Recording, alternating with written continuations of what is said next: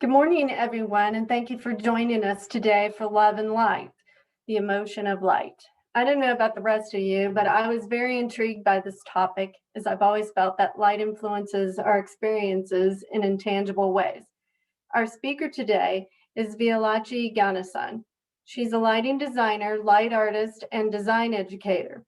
Violachi was born in Singapore, and she studied architecture in Singapore and Paris, as well as architectural lighting design in Stockholm. She has since worked with light and lighting in diverse ways, from her practice as an architectural lighting designer to presenting award-winning installations at international light festivals, to teaching light and lighting concepts at acclaimed institutions. She is currently based in Salt Lake City, where she's an associate principal lighting designer at Spectrum Engineers and an associate instructor for the Dark Skies Study minor program at the University of Utah. I'm going to turn it over to Violachi. This should be a very interesting presentation. Thank you, Rosemary, and thank you to the IES team from Denver for inviting me. The subject that I was asked to speak about today, and a subject that is very close to my heart, is love and light, the emotion of light.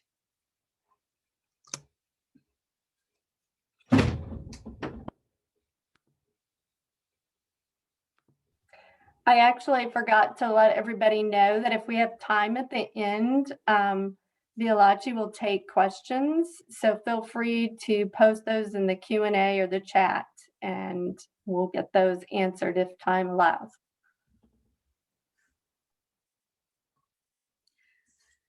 Sometimes I've always known somewhere deep within myself lies light. In the darkest hour of the night, during the silence of a sunrise, or as sunlight filters into the thicket of a forest, I have felt the presence of this light, of myself, of my own being, come forth. Moments as such hold the deepest human experiences, and it is in pursuit of such moments that I have begun and continue my journey in lighting.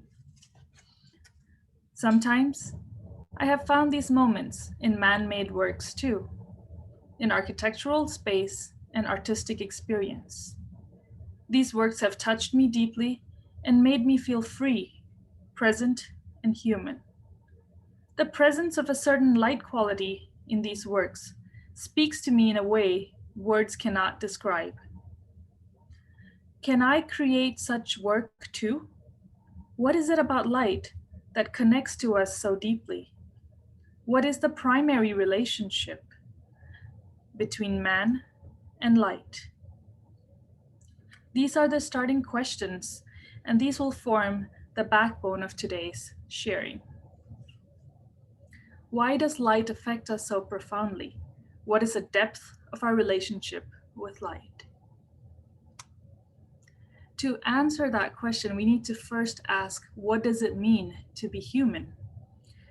Being human means to be conceived, and this is an image that I found just 2 or 3 years ago when they photographed a sperm meeting an egg. And when the sperm fuses with the egg, there is a spark of light that is released. I found it so interesting and so fascinating that at the very moment of our conception, that we are an expression of light, that light and our existence is entwined at the very core and at the very beginning.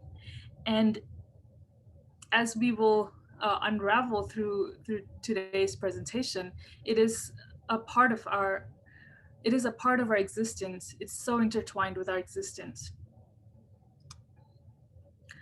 Another question about what does it mean to be human? We can shine light with Heidegger's work, Martin Heidegger.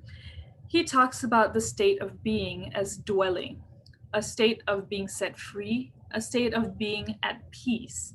So we're going to hold this in our minds for a little bit, and when we come to later in the presentation, we can start to connect some dots.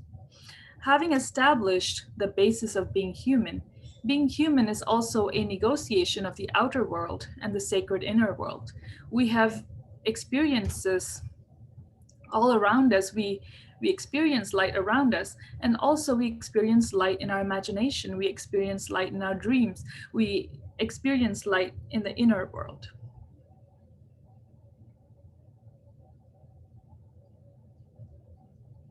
What is the most basic primal relationship the man and woman have with light? How can we unravel such an intangible relationship? One way to do this is look at the expressions of light that we have created as mankind over from in history. So we can look at art and architecture, we can look at language and literature, we can look at religion and spirituality, ways in which we have expressed our understanding and our connection to light. We can also look at the way in which our imagination of light has evolved over time. We can look at the way in which we express our dreams and the qualities of light that are embedded in such artistic works. We'll start with imagination. The act of imagination has had implications for our image of light. A quote from Arthur Zeonek from his beloved book, Catching the Light. Across geographies, across cultures, there have been accounts of solar worship. There has been the connection of light as divine, the light as celestial, and the light as something that is deeply embedded with something spiritual.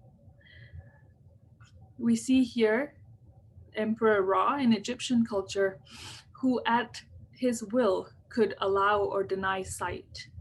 We see here the sun god Surya on his chariot bringing in the sun in the morning. The spiritual imagination of light was the only imagination of light that there was in antiquity.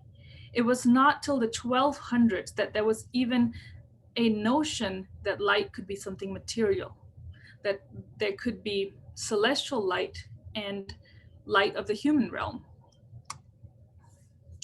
A poem that talks a little bit about this celestial light and talks about love and light that I really enjoy is from the Sufi mystic Hafiz. Even after all this time, the sun never says to the earth, "You owe me." Look what happens with a love like that. It lights the sky.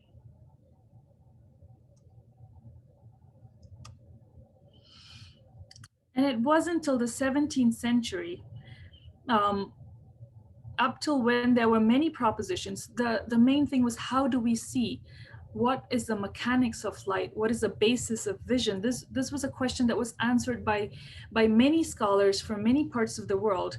And in the 17th century, Newton's corpuscular theory of light was a historic moment upon which many scientists who came after him built upon, extrapolated these theories, and even challenged his theories, such as Goethe. It is the culmination of all the efforts of all of these scientists that we know to be the pillars of physics today. Having said that, we started with a very spiritual imagination of light, and then there came a time where the mathematical imagination of light became perhaps more prominent than the spiritual imagination of light, and that's brought us to today. I would say we perhaps have a fragmented relationship with light, and we have multiple associations with light that are not necessarily connected to each other, but they relate to different experiences that we've had. Arthur Zeonek, in his book, he says, over time, science has pruned away the trappings of spirit to fashion a material and mathematical imagination of light. In doing so, it similarly reshaped its image of man and cosmos.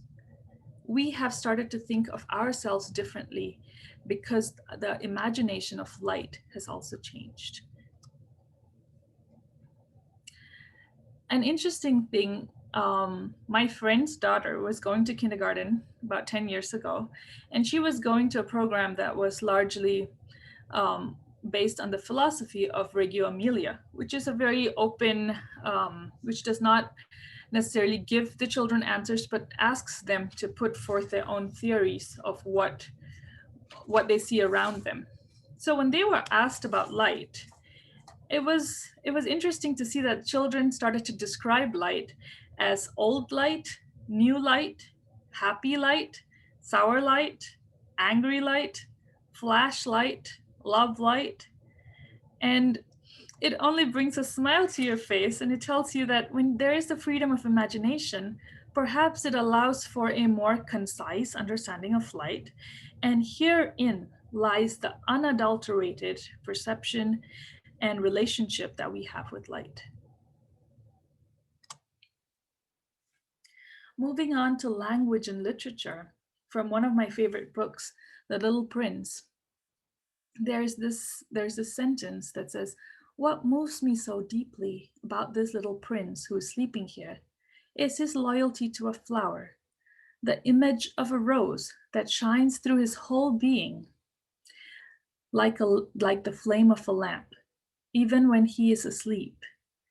We see aspects of love and connection coming through. We see the imagination that light exists within us.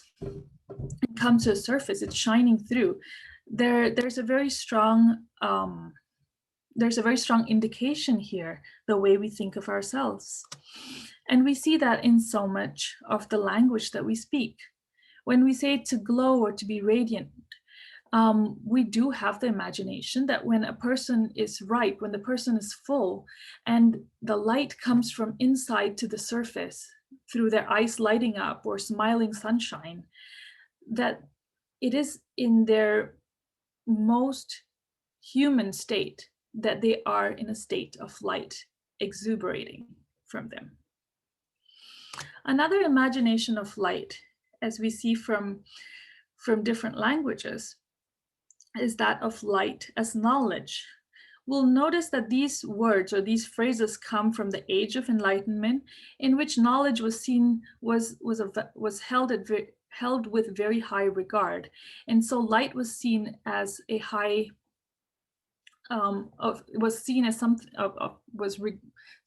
light was attributed to a person who was held with attributes of very high regard. And then the word enlightenment, and to be enlightened, that itself has the concept of light embedded within it. When we talk about enlightenment, or when we say a person is enlightened, we think of a higher transcendent state of being. And in Buddhism, nirvana is considered to be the perfect peace of being. Now, if we remember earlier when we talked about what does it mean to be human, we talked about Heidegger's definition of being at peace, being that of the natural state of being. Now, the word enlightenment itself comes from the Old English word inlichtan, which means to remove dimness or blindness from one's heart. So we see that enlightenment, which both means a perfect peace of being and also removing dimness or blindness from the heart, we see that the natural state of being, our natural state of being, is a state in which we embrace our inner light. Light is the essence of our existence, and our existence is seen as light.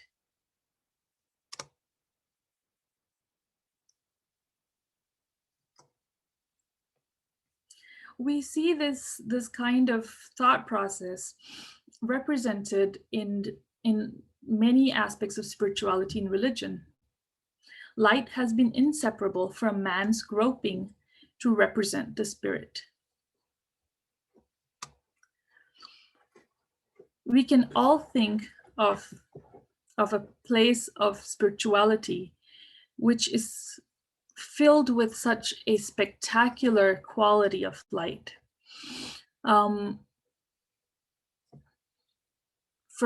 So we see here Hinduism, and this is from a church in Switzerland. This is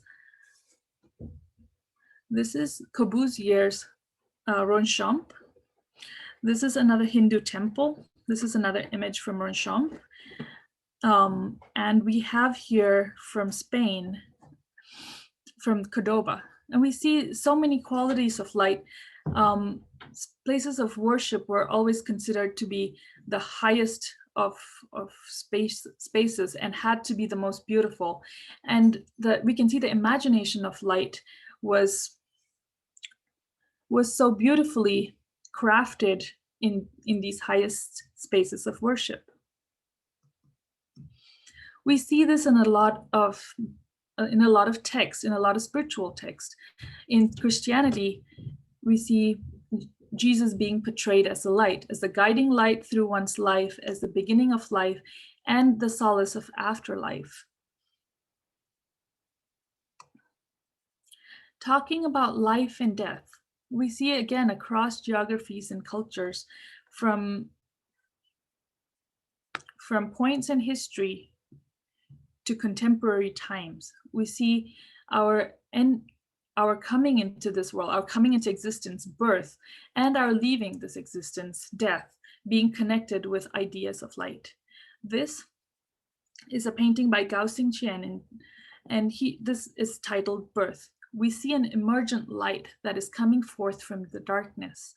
And this connected me to a quote from Franz von Baader, who's a 17th century poet and philosopher, that light is born from a sheath of darkness, just as an infant departs the womb. Sorry, I'm just moving the video around so I can read some of the things that are on my screen. And then in a poem by Dylan Thomas, Do Not Go Gentle Into That Good Night, he says, and you, my father, there on that sad height, curse bless me now with your fierce tears, I pray. Do not go gentle into that good night. Rage, rage against the dying of the light. We see the allegory here of night and darkness being death and light being life. And he's asking of his father on his deathbed not to allow his light to be diminished, not to leave. In another culture, in Nordic tradition, when someone passes on, their friends and family, they look out for the northern lights, and the northern lights were seen as final goodbyes from the departed ones, and a beautiful display of light in the sky. We see that there are various interpretations of how light relates to life, birth, and death. We do see that there's a very strong connection with light in existence. And then we come to art. Painting returns to nature, to man, to human perception, to the inner self, to spirituality. One of my favorite artists is Mark Rothko. And Rothko, if you look at his earlier styles, you'll see more symbolism, more interpretation. He was really looking for a way to express human consciousness on a canvas. And eventually he came to this style, which is very recognizable as the Rothko style, which he has kind of subliminally understood to be color, texture, and a quality of light. When it comes to that universality of who we are, light represents the essence, and that it becomes the abstraction of who we are. And so our relationship to light is really our relationship with ourselves, with our inner selves. We see ourselves as reflections of light. We are light as we are love. So as designers, when we can consciously understand and use light, we have a superpower. We have the ability to create effective designs that validate others, validates their presence, and makes them feel loved. What are aspects of designing effectively? And there's one of my professors used to say there's impressive design and then there's expressive design. And that's really what I think this is, how do we design expressively in a way that we can make people feel validated in these spaces? What are ways we can do this? Love is to connect. How do we connect with our audience? How do we connect with ourselves? To love is to risk. There is a vulnerability that we have to embrace in making truly authentic work that touches another human being. We need to be acutely aware of our own experiences and to build a phenomenological library to draw from, and then have the courage to share that. I'd like to share 3 works with you today. And these were works that were some of my first works and works that I hold very close to my heart. And I want to talk a little bit about the process of making them and how that translated to the final outcome of them. So this is Wisma Atria, and I was working with Arab Lighting in Singapore at that time. It was a remodel of the facade, and we were engaged as lighting designers to reimagine the facade. So to give you some context, Wisma Atria sits on Orchard Road in Singapore, which is the equivalent of Champs-Élysées or Fifth Street in New York. It is the most iconic shopping street in Singapore. And there is so much light in this environment. There is so much going on. Everything is fighting for your attention. The question was, how do you hold someone's attention for more than just a moment in such a hyper environment? This was the architect's render that was given to us, and this is the entrance to the mall. There's also a couple of secondary entrances, but this was a primary entrance. And our brief was to attract as many people who were on the street to come into the mall. So that was what we took as lighting designers to be our brief. And we started to work with it. We really liked that there was a huge canvas for us to work on, which was a staircase that was the most immediate spatial experience to people who are walking on the street. And we wanted to use that as a background for something that could catch the light and create something different and new that was not there in the daytime, that was different at the nighttime. We started to think of moire patterns. We wanted something that could hold someone's attention for more than just a moment. So it couldn't be that you saw it and you understood it and you left, but something that was of a higher intrigue, something that was a bit more complex, something that was of interest. And we decided to lay some kind of a moire pattern that would lead people to the entrance, to the primary entrance of the mall. So that was the first renders that we did, starting to understand our ideas for ourselves. And then we started to develop that idea and develop that relationship of that primary entrance connection to the steps and to all the people who are walking by. And developing that, we got a really interesting pattern. So you start to see the moire happening here, that even though it's all made up of straight lines, that some curves and some interesting ways of perception start to happen here. And we made each of these a light that would be hidden under the lip of the stair. And this was part of that development process. So I have to say, we were a team of about 2 to 3 people, the third person being a parametric modeling, parametric modeler. We had a lot of fun on this project and developing this, and there was something inherently fun about that design process that was able to result in this. There was a sense of experimentation. There was a sense of openness. What is this becoming? Allowing the work to develop for itself. We didn't have any preconceived notions. We just started putting 2 or 3 things, overlaying them, and then it started to emerge. And these are some of the images that came from that project. And then we started playing with programming. So each of the lights is addressable and programmable.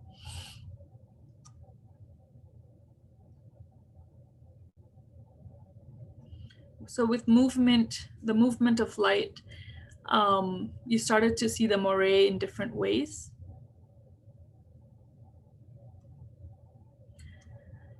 And something that we had kind of thought about, but not really thought too much about, was how people were going to interact with them. This was light that children could touch. This was light that people could sit on. So we started going back once a project was completed, watching how people were interacting with them. And it became like a place that people would stop. It became a meeting point. It became a place where children would play. When the lights were moving, they would try to chase the lights and catch them. There was a very, we were quite happy with how it had turned out and the people's response to it, because it showed us that having that open process and having that creative process within the team that was open and collaborative and fun would also translate into us being able to offer an experience that was fun to the audience that we were targeting. So this is probably on a Friday night that you see many people sitting and waiting for others to come. The second project was an art project called Up and Away. And it was also during my time in Europe. We had a team of five key members in this team. And this project actually had the opportunity to be commissioned for Vivid Sydney in 2012. And then it made an appearance at a light festival in Singapore called Luminance. And then it went to London for an event called Penguin Pool. And then it went to York for a light festival called Illuminating York. And this whole concept came from something very human. It came from the childlike dream to fly. And how this translated in the process was really, different types of drawing. I think drawing is a very primal sort of medium. Words are more conditioned, but when you start to draw, especially if you draw without inhibition, you have the ability to catch on paper some of your most primal emotions. And so it started off with really tapping into childhood memory, tapping into childhood types of drawing, uninhabited drawing, to create wings for yourself and to see yourself with dreamlike wings, to see yourself with neon wings, with vivid experience, with vivid memory or vivid dreamlike experience. That was the main focus of this project. And as we developed drawings and developed sketches for these, we decided to put them on bicycles, and we wanted to create an interactive element where people could come in and create their own light. They had the opportunity to make the wings light up. So this was the main image, and you can see this is like a neon-like LED light that as you pedal, the lights come on. The faster you pedal, the brighter the light. And if you pedal even faster, it in some festivals, it initiated a rainbow sequence. So this was part of the process, working with drawings and then working with models. This is a structural engineer who was part of the team. We made all of this by hand. It was a very collaborative process. It was something that we did have a lot of fun with. It was a very hands-on project. And this was building these wings, a prototype of the wings. These are some of the images from all the light festivals that it went to.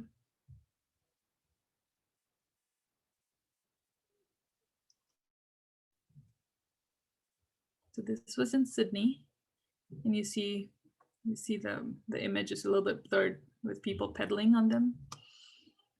This was part of the Singapore Light Festival Luminance, and some of them are from Vivid Sydney. And the kind of response that people got, people were so happy, and they got images of these that were sent to them from the festival, or they were tagged on social media, and almost all of them had this childlike response, because it engaged them on the level of their childhood dreams.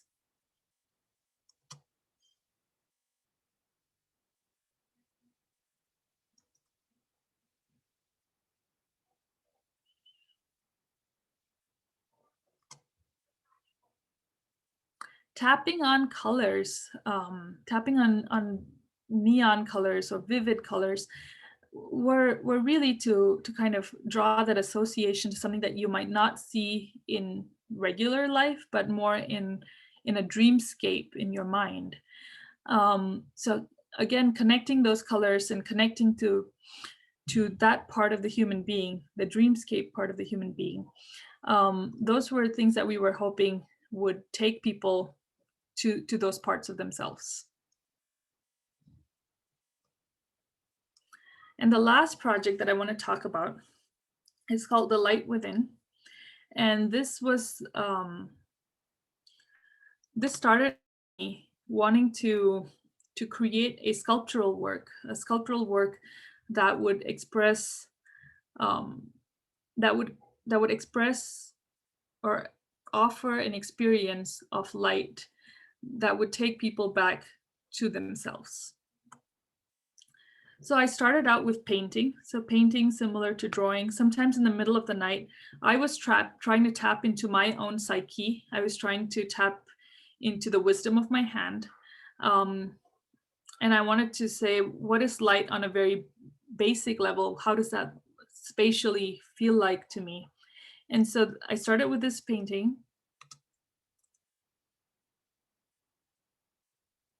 How light is a safe space. And light, this started to become something that was almost of a gestative quality. So something that might happen in the womb. So kind of having the imagination that I was back in the womb, bathed with this soft light that was cradling me and comforting me, and finding this deep comfort in light. And that started to find its form in a model.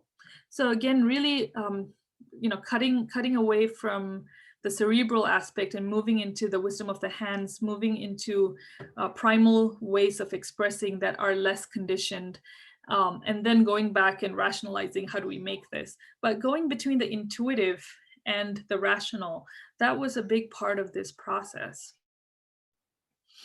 And then looking at what emerges from making with your hands, and how that connects to sky, how that connects to light.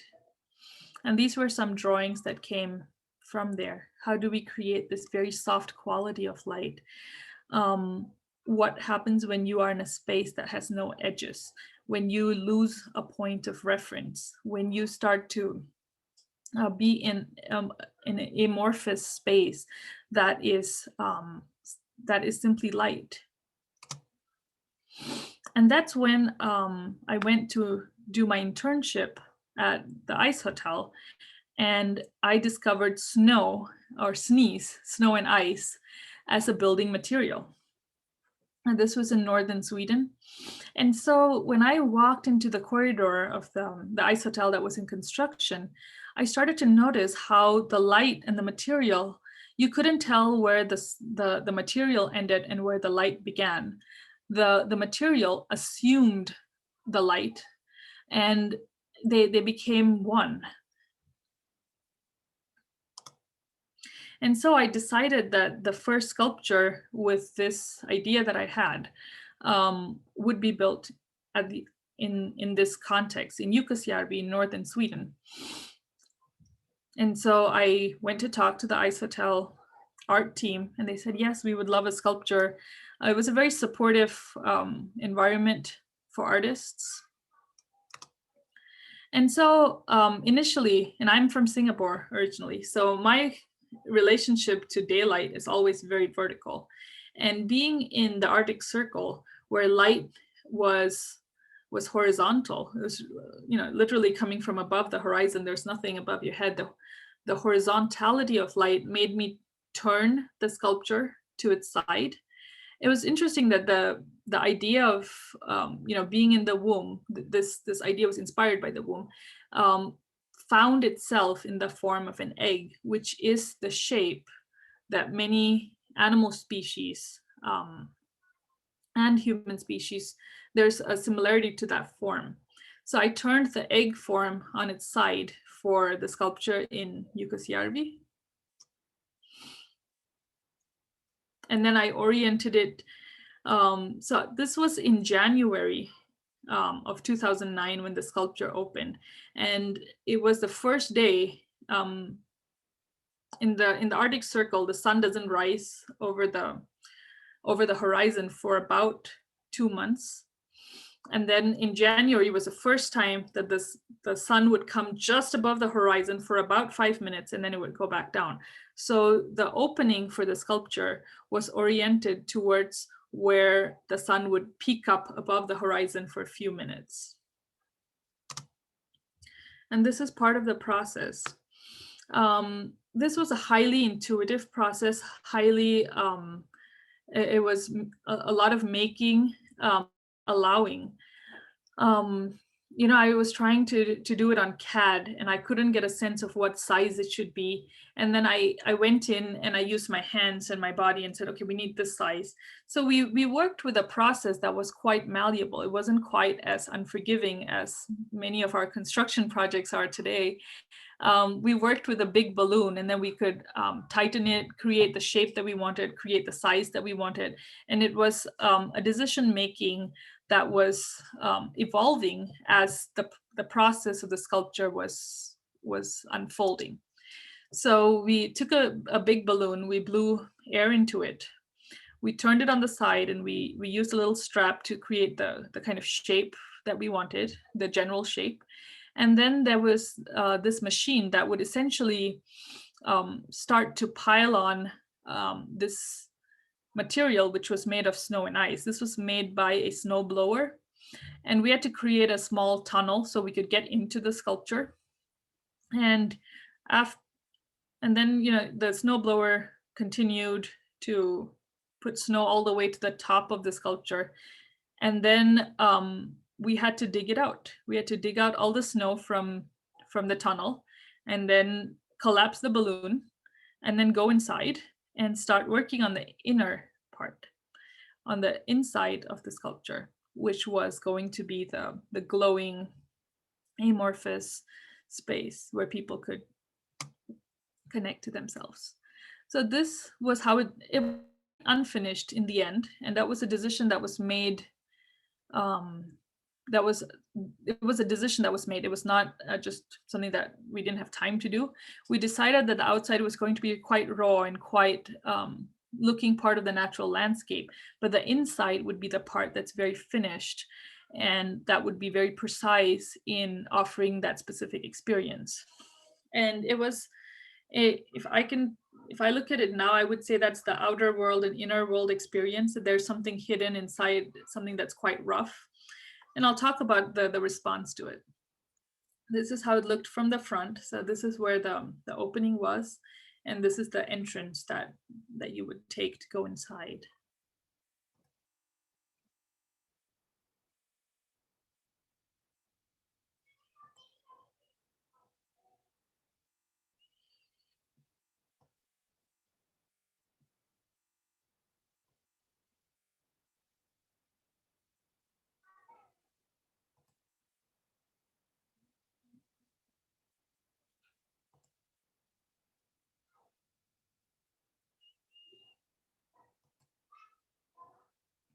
And so I was very curious to know what the response to this space was.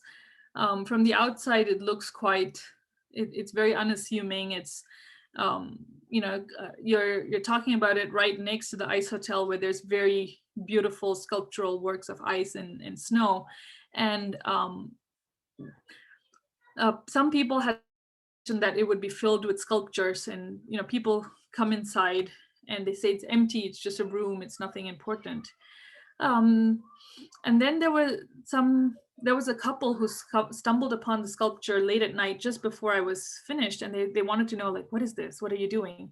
And so I left that space. It was about minus 15 or minus 20 Celsius, which I'm guessing in Fahrenheit, maybe 10, minus 10 Fahrenheit. I'm not fully sure about that. It was about minus 15 Celsius. And then they stayed in there for 30 minutes. And I was freezing outside. And I said, wow, they've stayed in there for 30 minutes. That's a positive sign that they're willing to be there for that long. And they came out and they said, it was like my skin had goosebumps. I became very aware of the sounds around me. And that was like a first kind of response that was validating the concept and the depth that I had gone in within myself to offer this, that they were having an experience that was at the same depth that I had in creating it. Many people said it was calm and tranquil. It was like sleeping under the sheets. It was like a hug of light. Soft light was calming. And then I had another friend who was working at the ice bar as a bartender, and she said, it's a very calming space, and I want to go there every day. It's going to become a part of my routine because it gives that peace that I need.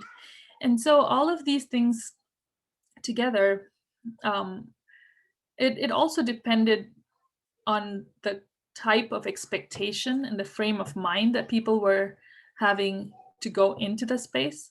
But those who went in with an open mind could understand, and I could communicate with them on the most basic primal level that I wanted to. And so that was a really rewarding and enriching experience to have gone through that process. And so 3 very different projects engaging the human being on different levels, from more public to more intimate. All of them have some element of negotiating inner and outer worlds, and that we see as impacting behavior and the response, the associations people have with each of the work. The process reflects the depth to which it touches the human being, or the way in which it touches the human being. So those are some of my thoughts, processes, and experiences that I'm really happy that I got to share with you today. I have no idea what time it is right now. If we have questions, I would be most happy to talk about them. Yeah, we have about 10 minutes. I don't see that anybody put up any questions, but if you do, go ahead and use the Q&A or the chat.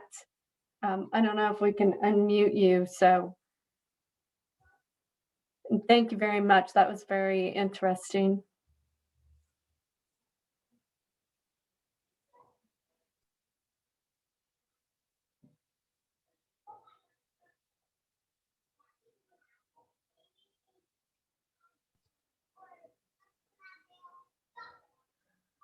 Okay, I don't see any questions from anyone. I guess we could go ahead and end the presentation. Brian, do you have any, or Mio, do you have anything to share?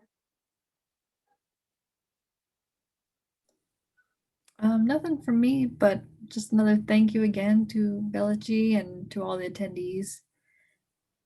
There is not a question, but a comment from Carl that just came in that just said, "This is a beautiful presentation. I'm simply absorbing and processing." And Jim Levy says, "Hi, Val. Thank you." Hi, Jim. Thank you.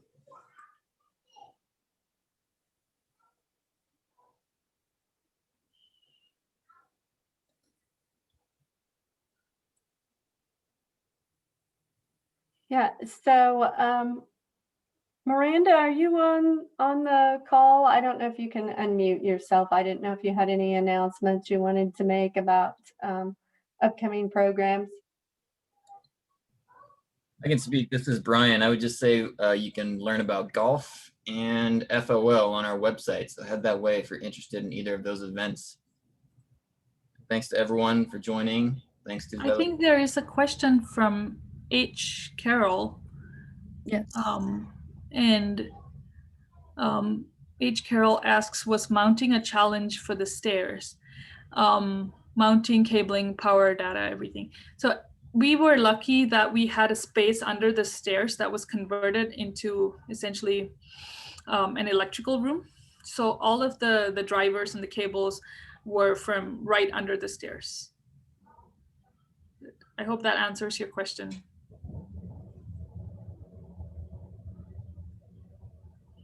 Super. Well, thank you, everyone. I appreciate you inviting me, and I'm happy that we got to have this time to spend together. Oh, Carl wanted to know if the stairs were dolly controlled. This was a DMX, a complete DMX solution. It was with EQ from Traxon.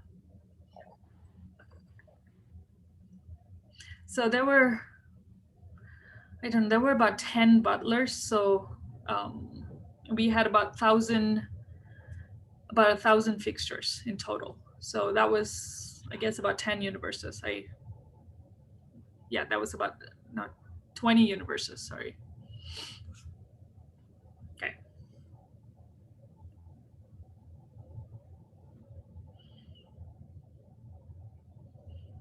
Okay, if nobody has anything else, then we'll end the presentation, and we thank you very much for your time. And that was a beautiful presentation, Balaji.